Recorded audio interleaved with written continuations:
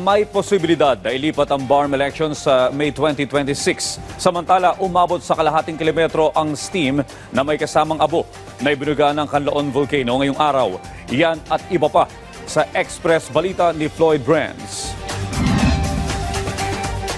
Umani ng batikos ang maagang pangangampanya ng isang dating mayor ng Taguig, partikular ang pagkakabit ng mga tarpaulin sa mga puno na labag sa RA 3571 o ang batas laban sa injury sa mga puno. Ikinabahala ito ng Eco Waste Coalition na nagsasabing nakakasama ito sa kalikasan. Ayon sa grupo, dapat maging responsable ang mga kandidato sa kanilang pangangampanya. Nauna rito ay tinanggihan ng COMELEC Taguig ang nasabing kandidato sa hiling na paglilipat ng voter registration.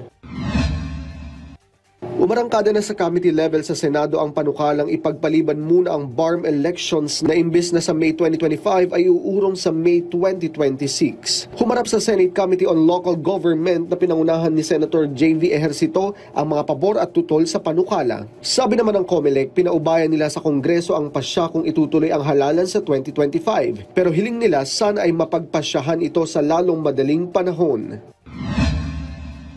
Umabot na ng kalahating kilometro ang steam na may kasamang abo na ibinuga ng Canlaon Volcano ngayong araw. Nangyari ito bago mag-alas 6 ng umaga kanina. Ayon kay FIVOX Director Teresita Bacolcol, tinawag itong ashing event. May ilang barangay na rin sa lugar ang naiulat na nakakaranas ng ashfall sa mga nakaraang araw. Nananatiling nasa alert level 2 ang Canlaon. Ibig sabihin nito ay nasa moderate level of unrest.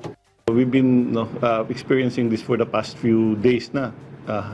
May steaming and then may ash na kasama. For Canlaon, nangyayari din yan in 2015, nangyayari din yan in 2000 previous eruptions.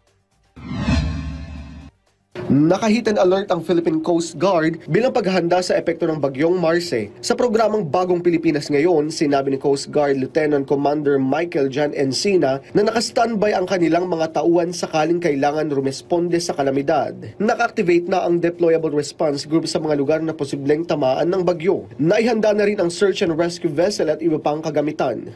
Tuloy-tuloy ang pakikipag-ugnay ng Coast Guard sa Local Disaster Risk Reduction and Management Office, partikular sa flood-prone areas. Posible rin silang maglabas ng travel advisory para mapanatiling ligtas ang mga sasakyang pandagat at mga pasahero nito.